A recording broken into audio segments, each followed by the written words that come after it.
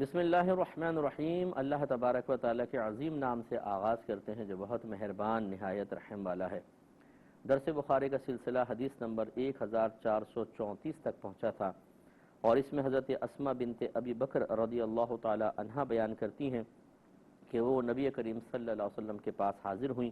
تو آپ نے ارشاد فرمایا کہ تم اپنے پیسوں کا ذخیرہ نہ کرو، ورنہ اللہ تبارک و تعالیٰ بھی تم پر ذخیرہ کرے گا، یعنی رزق کو روک لے گا۔ تم جتنا اللہ کی راہ میں خرچ کر سکتی ہو کرو۔ تو میں اس کے ضمن میں آپ کو سمجھا رہا تھا کہ ہماری بہنوں کو چاہیے کہ وہ بھی صدقہ کریں، اور غیر شادی شدہ ہیں، اپنی پاکٹ منی ہے تو بالکل آرام سے کریں، اور اگر شادی شدہ ہیں اور اپنا مال ہے تو وہ کر سکتی ہیں بالکل، اس میں شوہر کی اجازت کی بھی حاجت نہیں ہے۔ اور اگر شوہر کا مال کر رہی ہیں اور یقین ہے کہ شوہر برا نہیں مانے گا تو پھر اجازت لے کر کریں، مکمل ثواب ہے۔ بغیر اجازت کے اس صورت میں کریں گی آدھا ثواب ہے، اور اگر شوہر کی ناراضگی کا اندیشہ ہے تو پھر اس کا مال اس کی بغیر اجازت کے بالکل صدقہ نہیں کرنا چاہیے، ورنہ اس کے ثواب نہیں بلکہ ہو سکتا ہے گناہگار بھی ہوں۔ اور یہ میں آپ کو سمجھا رہا تھا کہ اگر کوئی ہماری بہن جاب کرتی ہیں، کوئی بزنس کر رہی ہیں، جیسے پارٹ ٹائم بزنس ہوتے ہیں، اپنے گھر میں بیوٹی پارلر وغیرہ کھولے ہوتے ہیں، اور اس سے کوئی آمدنی ہو رہی ہوتی ہے تو یہ بیوی کی ہے، شوہر کی نہیں ہے۔ یہ شوہر اگر یہ سمجھے کہ یہ میرا حق ہے اور وہ بیوی سے زبردستی لے لے تو یہ مناسب نہیں ہے، یہ صحیح نہیں ہے۔ ہاں یہ الگ بات ہے کہ شوہر ایسے ہوتے ہیں بعض کی بے روزگاری ہو جاتی ہے، یا بیچارے کو ایکسیڈنٹ ہو گیا، اپاہج ہیں، تو پھر بیوی اپنے شوہر کی خدمت کرے گی، لیکن یہ یاد رکھیں کہ نفقہ شوہر پر ہوتا ہے، بیوی پہ لازم نہیں۔ لہذا اگر شوہر تنگ دست ہے بالفرض، نوکری نہیں ہے، جاب نہیں ہے، تو یہ کر سکتی ہے عورت کہ جتنے عرصے شوہر بے روزگار رہے وہ پہلے کہہ دے کہ میں گھر کا پورا خرچہ اٹھا رہی ہوں، لیکن جب اللہ تبارک و تعالیٰ آپ کو توفیق دے گا تو یہ میں آپ سے وصول کر لوں گی، تو پھر وہ بعد میں لے سکتی ہے، یاد رکھیں۔ تو لیکن یہ نہیں ہے کہ شوہر یہ کہے کہ چونکہ میں شوہر ہوں اس لیے میرا حق ہے تمہارے مال پر اور اپنی تنخواہ مجھے دے دو، تو ایسا نہیں ہوتا۔ اس سے تھوڑا سا ہمارے بھائیوں کو اجتناب کرنا چاہیے۔ اور اگر کوئی بھائی بیٹھا ہو اور مجھے سن رہا ہو اور یہ بات سننے کے بعد انہیں تھوڑا سا جلال آئے، غصہ آئے، تو خدا را غصہ کرنے کا کوئی فائدہ نہیں ہوتا۔ شرعی مسئلہ سن کر ایسی بات کہ جو آپ نے پہلے نہیں سنی تھی اور آپ اس کے خلاف عمل کر رہے ہیں، غصے میں آنے کے بجائے اللہ کا شکر ادا کریں کہ بھئی مجھے پتہ نہیں تھا اس لیے میں غلطی کر رہا تھا، اللہ تیرا شکر ہے کہ تو نے موت سے پہلے مجھے احساس دلوا دیا، میں توبہ کر سکتا ہوں، میں بیوی سے معاف کروا سکتا ہوں پیسہ پیار محبت سے، لیکن آخرتی گرفت سے تو بچ جاؤں گا۔ تو اگر آپ ہم پہ غصہ کریں گے تو اس کا مطلب یہ ہے کہ آپ اس عمل سے باز نہیں آئیں گے، اور سابقہ عمل کو آپ نے برا تصور نہیں کیا، تو پھر توبہ کب کریں گے آپ؟ اور جب توبہ نہیں کریں گے تو بروز قیامت ہو سکتا ہے کہ زوجہ اگر آپ کو زبردستی دے رہی ہے، بیچاری ناراض نہیں ہے اور اس کو قلبی لحاظ سے تکلیف ہو رہی ہے، اس کی اپنی ضرورتیں پوری نہیں ہوتی ہیں، آپ ساری تنخواہ زبردستی لے لیتے ہیں، تو یہ بروز قیامت ہو سکتا ہے آپ کو سامنے کھڑا کر کے اپنا حساب کتاب لے۔ اس میں کیا ہمارا نقصان ہوگا؟ اس میں آپ کو نقصان ہوگا۔ اور اگر کوئی ایسا بھائی تھا جو ہماری اس بات کو سن رہا تھا، اللہ نہ کرے اگر وہ بروز قیامت اس طرح کھڑا کیا گیا تو حافظے بڑے اچھے کام کریں گے، یاد رکھیں بروز قیامت ایک بات بھی بھولے گی نہیں۔ اس وقت وہ کہے گا کہ یار کاش میں وہ عالم صاحب کی بات مان لیتا تو بہت اچھا تھا، آج یہ میرے پر آزمائش تو نہ آتی۔ اس لیے ذرا توجہ رکھا کریں، ناراض نہ ہوا کریں۔ ایک حدیث مزید ہے، باب الصدقۃ تکفر الخطیئہ، یعنی اس بات کا باب کہ صدقہ خطا کو، گناہ کو مٹا دیتا ہے۔ حدیث نمبر ہے 1435۔ حضرت حذیفہ رضی اللہ تعالی عنہ اس کے راوی ہیں۔ یہ وہ صحابی ہیں کہ جو نبی کریم صلی اللہ علیہ وسلم کے رازدار صحابی کہلاتے ہیں۔ سرکار صلی اللہ علیہ وسلم نے ان کو بہت زیادہ اگلے آنے والے فتنوں کی خبر دی تھی، اور یہ وہ صحابی ہیں جن کو میرے آقا صلی اللہ علیہ وسلم نے منافقین کے بارے میں بھی خبر دے دی تھی کہ کون منافق مرے گا اور کون نہیں مرے گا۔ تو اس لیے حضرت ایک روایت میں ہے کہ حضرت عمر فاروق رضی اللہ تعالیٰ عنہ آپ سے دریافت کرتے تھے، کوئی شخص اگر فوت ہوتا کہ یہ بتائیں اس کے جنازے میں جانا ہے کہ نہیں جانا، سرکار نے اس کے بارے میں کیا کہا تھا، تو آپ پھر وہ راز بعض اوقات ان کو بتاتے تھے۔ جہاں اجازت تھی ظاہر کرنے کی وہاں کرتے تھے، ورنہ جہاں منع تھا وہاں پہ رکتے تھے۔ تو خلاصہ کلام یہ ہے کہ یہ حضرت حذیفہ رضی اللہ تعالی عنہ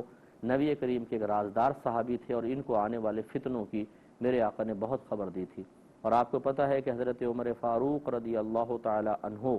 کو شہید کیا گیا تھا، اور میرے آقا صلی اللہ علیہ وسلم نے اپنے زمانے اقدس میں آپ کی شہادت کی خبر دے دی تھی، اور حضرت حذیفہ رضی اللہ تعالی عنہ کو بھی سرکار نے بتایا تھا۔ اس پس منظر میں ذرا اس حدیث کو دیکھیں۔ حضرت حذیفہ رضی اللہ تعالیٰ عنہ بیان کرتے ہیں کہ حضرت عمر فاروق رضی اللہ تعالیٰ عنہ نے فرمایا کہ تم میں سے کسی شخص کو فتنے کے متعلق رسول اللہ صلی اللہ علیہ وسلم کی کوئی حدیث یاد ہے؟ تو آپ نے ایک مخصوص فتنے کا پوچھا تھا، وہ اپنے بارے میں کہ میرے ساتھ جو معاملات ہوں گے، جو فتنہ ہوگا میرے ساتھ، اس کے بارے میں۔ لیکن جو سامنے لوگ بیٹھے تو انہوں نے سمجھا آپ مطلقاً کوئی فتنے کے بارے میں پوچھ رہے ہیں، لہٰذا حضرت حذیفہ رضی اللہ تعالی عنہ نے کہا کہ مجھے وہ حدیث اسی طرح یاد ہے جس طرح رسول اللہ صلی اللہ علیہ وسلم نے فرمائی تھی۔ تو حضرت عمر فاروق رضی اللہ تعالی عنہ نے دریافت فرمایا کہ تم اس کی ہمت رکھتے ہو، یعنی کہ اس کو بیان کرنے کی، بس آپ نے کس طرح فرمایا تھا؟ تو یہ حضرت حذیفہ کہتے ہیں کہ میں نے وہ حدیث بیان کی، میں نے کہا کہ سرکار نے گویا کہ کہا تھا کہ آدمی اپنی بیوی، اپنی اولاد اور اپنے پڑوسی کی وجہ سے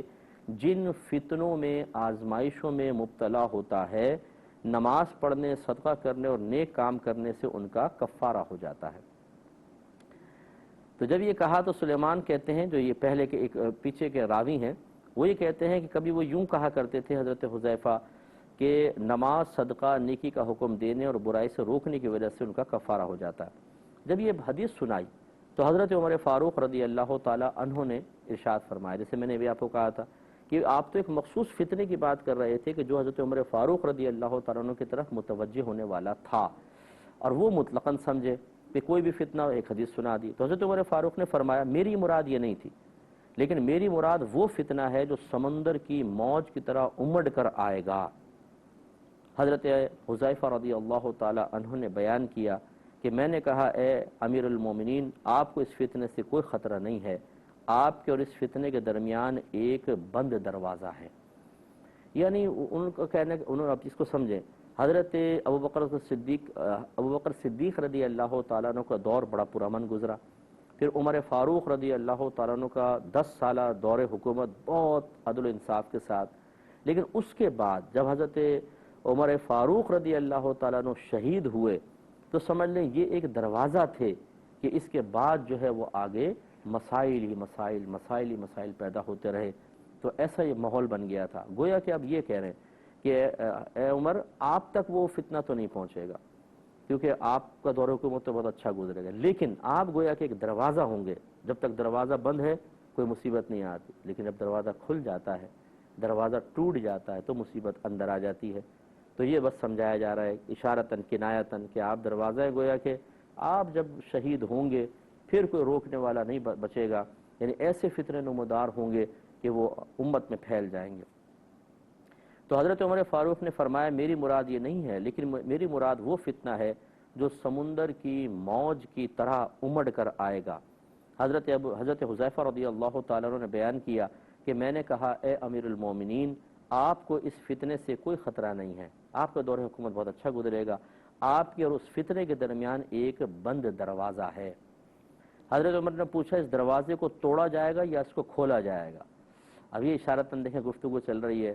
کھولا جائے گا کا مطلب تبعی موت، اس کے بعد پھر آگے توڑا جانے کا مطلب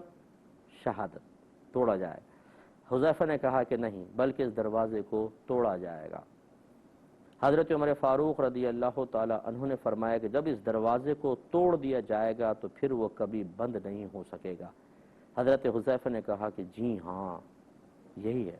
اس کا مطلب ہے حضرت عمر فاروق کو بھی اس چیز کا علم تھا کہ جب میری شہادت ہوگی اس کے بعد پھر مسلمان بہت ہی مشکل ہے کہ مجتمع رہ سکیں، اس کے بعد مسائل پیدا ہوں گے۔ یعنی مسلمان تو مجتمع تھے لیکن اور اطراف سے بہت ساری چیزیں اسلام میں، کیونکہ لوگ تیزی کے ساتھ داخل ہو رہے تھے، اور ان میں ایسے لوگ تھے کہ جو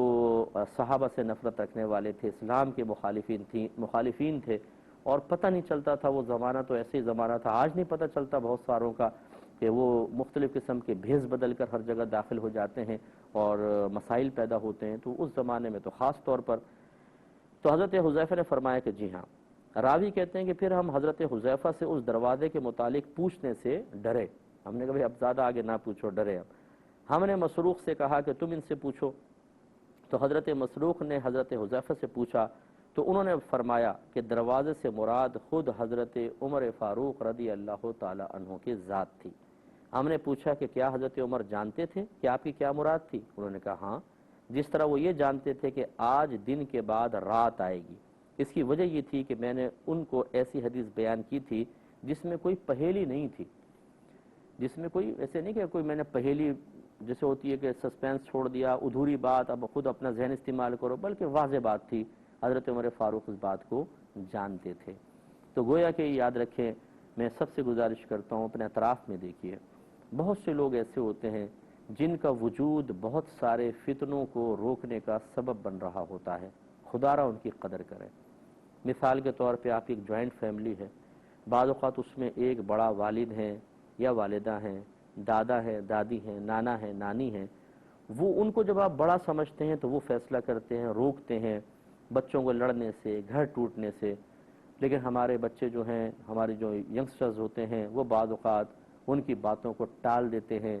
ان کی تلقینات اور نصیحتوں کو بوجھ سمجھتے ہیں اور علم بغاوت اٹھا کر ان کی سرداری کو، ان کے روب اور دبدبے کو ماننے کے لیے تیار نہیں ہوتے ہیں۔ اس کا نتیجہ کیا نکلتا ہے؟ جب ایسے لوگ تھے جن کو جو فتنے کو روک رہے تھے، آپ نے ان کی ویلیو ختم کر دی، ان کی اہمیت ختم کر دی۔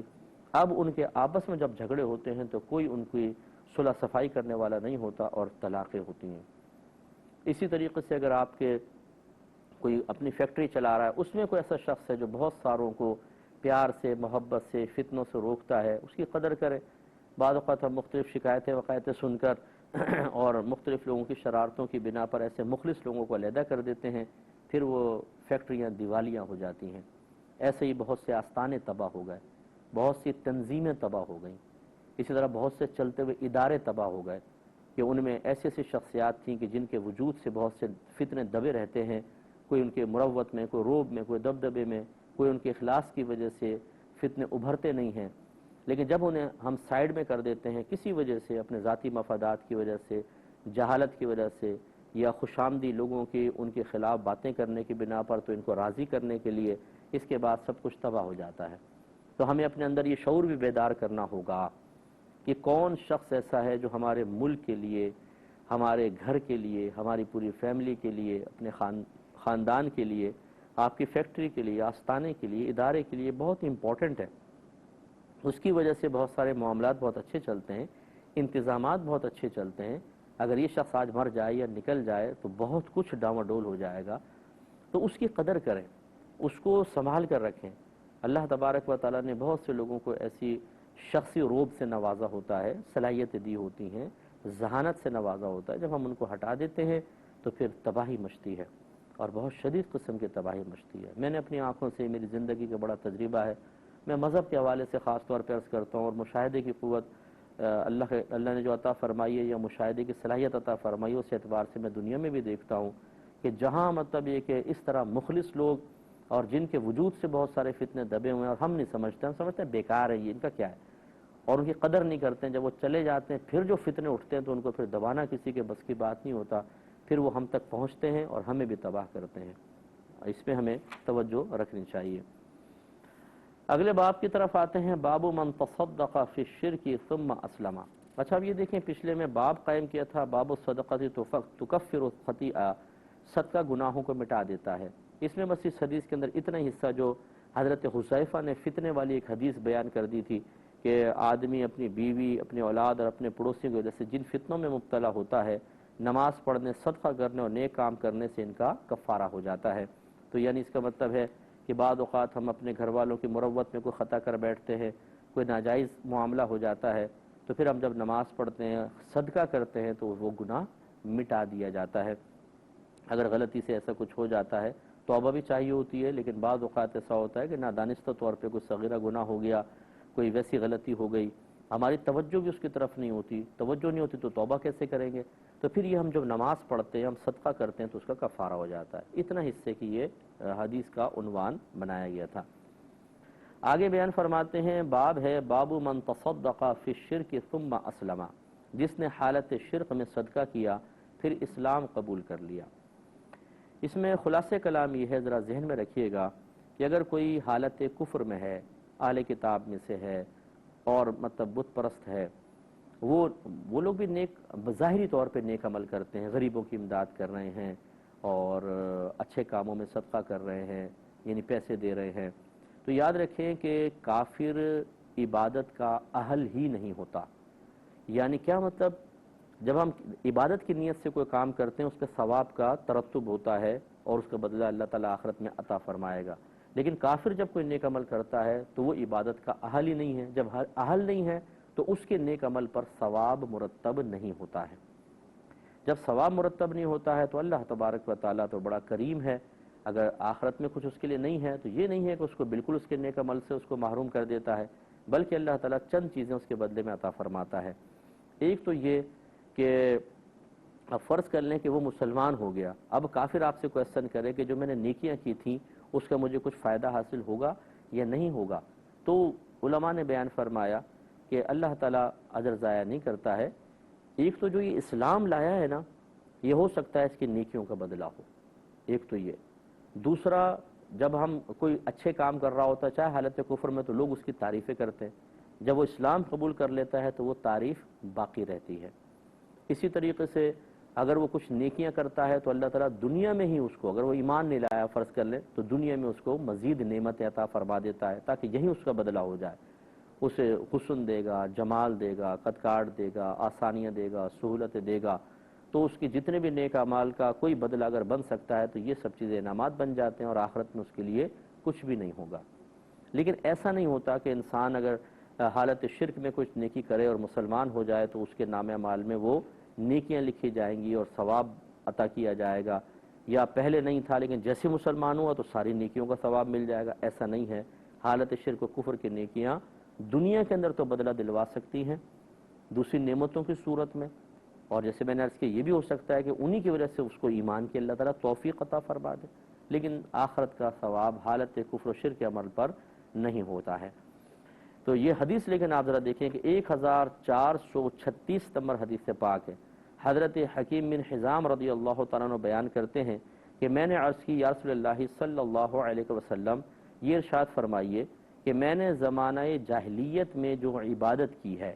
یعنی صدقہ کیا ہے یا غلام آزاد کیے ہیں یا رشتہ داروں سے نیک سلوک کیا ہے، کیا مجھے اس میں کوئی نیک اجر ملے گا؟ تو نبی کریم صلی اللہ علیہ وسلم نے ارشاد فرمایا کہ تمہاری جو نیکی گزر چکی ہے تم نے اس کو محفوظ رکھا ہے۔ دیکھیں کلام کتنا خوبصورت ہے، تم نے اس کو محفوظ کر رکھا ہے۔ اب اس کی کیا وضاحت ہے میں انشاءاللہ عرض کروں گا نیکسٹ پروگرام میں۔ وآخر دعوانا ان الحمدللہ رب العالمین۔ اللہم صلی علی محمد وعلی آلہ وصحبہ وسلم۔